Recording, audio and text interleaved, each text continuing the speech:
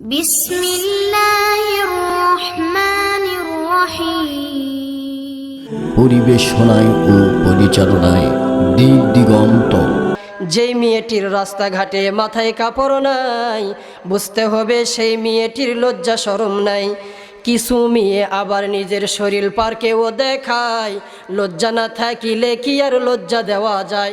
কথা বলেন ঠিক কিনা? যে মেয়েটির রাস্তাঘাটে মাথায় কাপড় নাই, বুঝতে হবে ওই মেয়েটির লজ্জা শরম নাই। যেই মেয়েটির রাস্তাঘাটে মাথায় কাপড় নাই, বুঝতে হবে ওই মেয়েটির লজ্জা শরম নাই। কিছু মেয়ে আবার দেখেন নিজের শরীর পার্কেও দেখায়, লজ্জা না থাকিলে কি আর লজ্জা দেওয়া যায়? লজ্জা না থাকিলে কি আর লজ্জা দেওয়া যায়? কিছু মেয়ে ঠোঁটে মুখে লাগায় কত রং, কিছু মেয়ে মুখে ঠোঁটে লাগায় কত রং, রাস্তাঘাটে গাড়িতে উঠে দেখায় কত ঢং। কথা বলেন মিথ্যা কথা বললাম? জোরে বলেন মিথ্যা বললাম? কিছু মেয়ে রাস্তাঘাটে, কিছু মেয়ে মুখে গালে লাগায় কত রং, রাস্তাঘাটে গাড়িতে উঠে দেখায় কত ঢং। এদের দেখে যুবকরা বারবার তাকায়, লজ্জা না থাকিলে কি আর লজ্জা দেওয়া যায়? কথা বলেন ঠিক না ব্যাঠিক?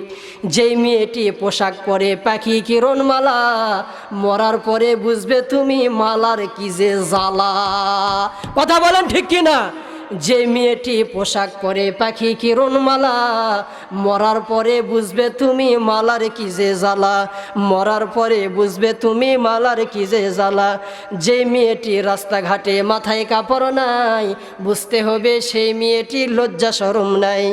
যেই মেয়েটির রাস্তাঘাটে মাথায় কাপড় নাই, বুঝতে হবে সেই মেয়েটির, সবাই বলেন, লজ্জা শরম নাই।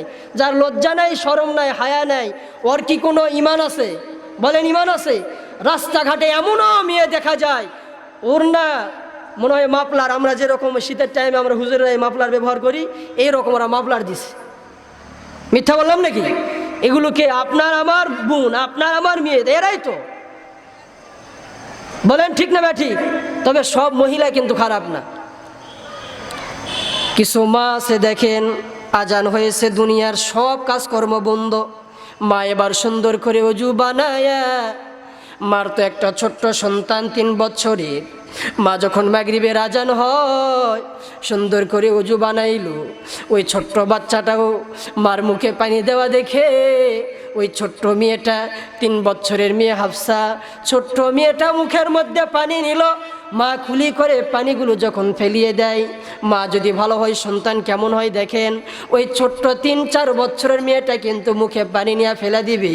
মা যখন নামাজের মুসল্লায় দাঁড়ায়, ওই ছোট্ট মেয়েটা কি করবে? নামাজের মুসল্লায় দাঁড়াবে। মা যখন রুকুর মধ্যে যায়, ওই ছোট্ট 3 বছরের হাফসা মেয়েটা, সুমাইয়া মেয়েটা, রাবেয়া মেয়েটা, ওই মেয়েটাও কি করবে? মার সঙ্গে রুকুর মধ্যে চলে যাবে। মা রুকুর মধ্যে যাওয়ার পর মা বলবে সুবহান রাব্বিয়াল আযীম, সুবহান রাব্বিয়াল আযীম। ওই ছোট্ট হাফসা মেয়েটা তো দোয়া পড়তে জানে না, শিখে নাই। ওই ছোট্ট মেয়েটা কি করবে?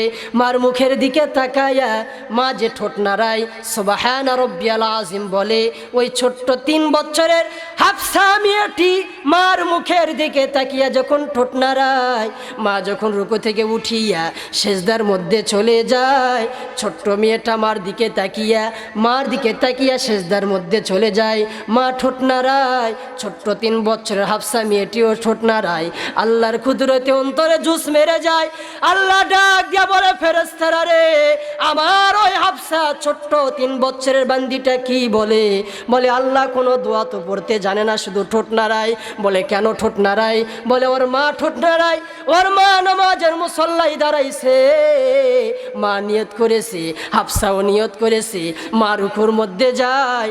ছোট্ট 4 বছর 5 বছরের হাফসাও রুকুর মধ্যে যায়। মা রুকু থেকে যখন ওঠে, ওই হাফসা মার দিকে তাকিয়া আবার রুকু থেকে উঠছে, মা সেজদার মধ্যে গিয়েছে। ওই ছোট্ট 3-4 বছরের মেয়েটি এবার মার সঙ্গে সঙ্গে সেজদায় গিয়েছে।